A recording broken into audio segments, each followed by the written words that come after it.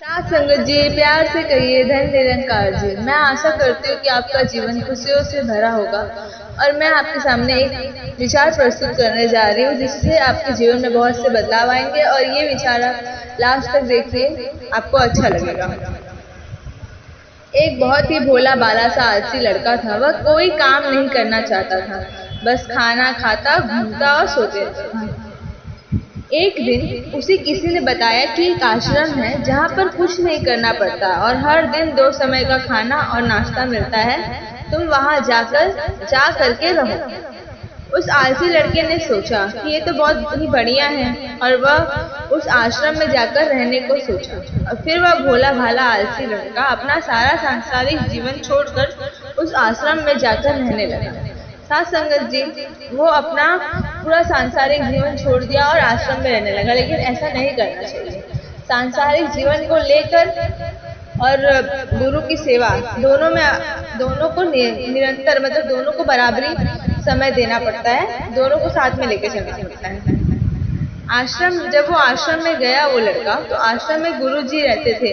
वह कुछ समय सबको प्रवचन देते थे और वह आलसी लड़का सुनता था। बाकी समय आराम करता था और फिर भर पेट खाना खाकर सो जाता था। ऐसे ही उस लड़के के दिन गुजरते गए। एक दिन उस आश्रम में कुछ नहीं बना। नाश्ते के समय नाश्ता नहीं मिला। उसने सोचा नाश्ता नहीं मिला, भोजन तो मिलेगा। अब भोजन के समय भी उसे भोजन नहीं मिला। साथ संगत जी, लड़का दौड़ करके गुरु जी के पास गया और उसने पूछा कि आज भोजन क्यों नहीं बना। तो गुरु जी ने कहा, बेटा आज एकादशी है और जितने भी आश्रम के सदस्य हैं उनका उपवास है और तुम्हारा भी आज उपवास है, आज भोजन नहीं बनेगा।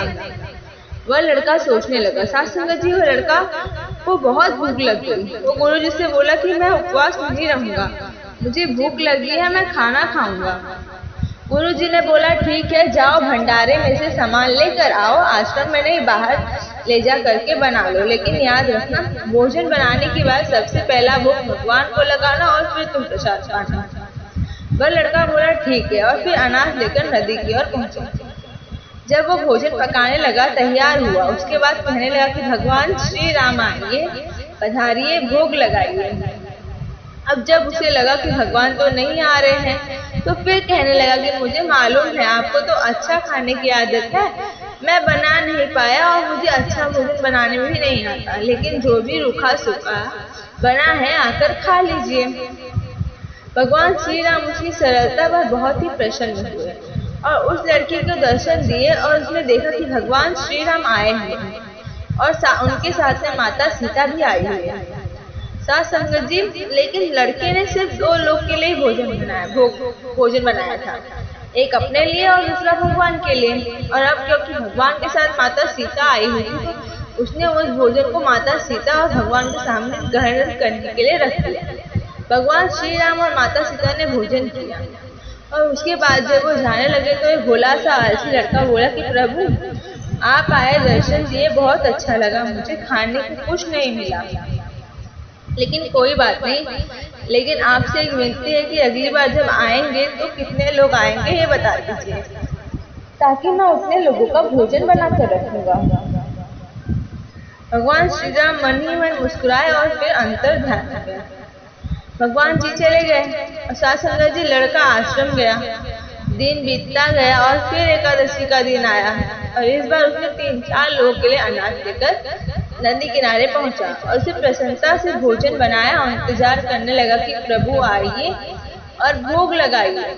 इस बार लड़का देखता है कि भगवान श्री राम पूरा राम दरबार लेकर आए हैं, जैसे माता सीता, लक्ष्मण, भरत, हनुमान जी और सभी लोग आए हैं। लड़के ने 3-4 लोगों का ही भोजन बनाया था।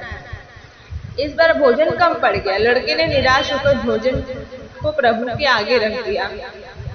उन्होंने भोजन किया और फिर चले गए। इस बार भी लड़का फिर से भूखा रह गया। एक लड़का फिर आश्रम गया। दिन बीतता गया और फिर एकादशी का एक दिन आया।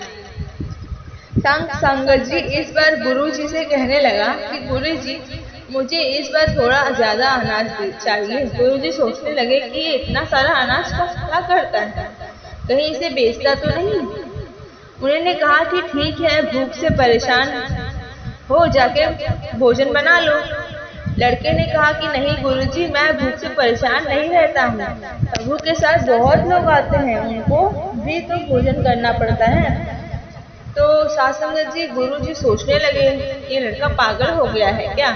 लेकिन गुरुजी ने सोचा कि चलो एक बार चलकर देखते हैं कि लड़का इस अनाज का करता क्या है।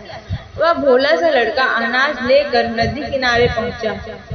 इस बार भोजन बनाया नहीं, उसने सोचा कि प्रभु हर बार ज्यादा लोगों को लेकर आते हैं, इस बार जितने भी आएंगे खुद बना करके भोग लगा लेंगे। और फिर प्रेम से प्रभु को बुलाने लगा। साथ संगत जी, जो उसके गुरु थे वो वहां से छुप कर उसे देख रहे थे। वो सोच रहे थे कि ये तो भोजन ही नहीं बना रहा और प्रभु को बुला रहा है। लेकिन लड़के ने देखा कि इस बार प्रभु के साथ बहुत से लोग आए हुए हैं, तो उसने प्रभु के सामने हाथ जोड़कर कहा, प्रभु माफ करना, आप बहुत सारे लोग आते हो, मुझे तो संख्या ही पता नहीं होती और मेरी हिम्मत भी नहीं होती कि इतने सारे लोगों के लिए भोजन बनाऊं। आप स्वयं आइए, बनाइए, खाइए और भोग लगाइए। प्रभु मुस्कुराते हैं और अपने साथ आए सभी लोगों के साथ मिलकर भोजन बनाते हैं। और ये सब गुरुजी वहां से छुपकर देख रहे हैं। फिर वो गुरुजी लड़की के पास आकर कहते हैं कि तुम ये क्या कर रहे हो। लड़का कहता है कि गुरुजी, आपको दिख नहीं रहा है, भगवान श्री राम पधार चुके हैं, माता सीता आई हुई है, हनुमान जी आए हैं और सभी लोग आए हैं, भोजन बन रहा है।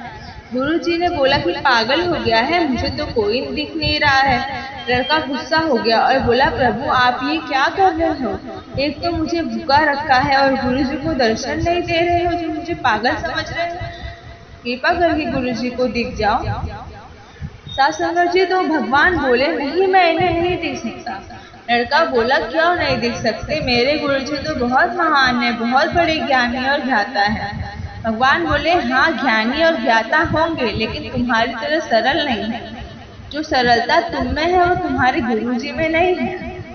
लड़के ने ये बात गुरुजी से कह दी और भगवान श्री राम कह रहे हैं कि आप सरलता नहीं है, आप मेरी तरह सरल नहीं है, इसीलिए आपको मैं नहीं दिख सकता। गुरुजी की आंखें नम हो गई और वो रोने लगे कि बोले कि बिल्कुल सही कहा, मेरे अंदर तुम्हारे जितना सरलता नहीं है। और फिर माफी मांगने लगे और फिर भगवान ने गुरुजी को भी दर्शन दिए। तो साथ संगत जी, कहने का भाव यही है कि जीवन में सरलता सबसे आवश्यक है। जितने सरल बने रहेंगे उतना जीवन में आगे बढ़ते चले जाएंगे। जब आप सरल होते हैं तो आप खुद भी मुस्कुराते हैं और दूसरों को भी मुस्कुराने की वजह देते हैं। साथ संगत जी, अगर दासी से कोई भी बोलने में गलती हुई होगी तो क्षमा कर दीजिएगा। साथ संगत जी, प्यार से कहिए, धन निरंकार जी।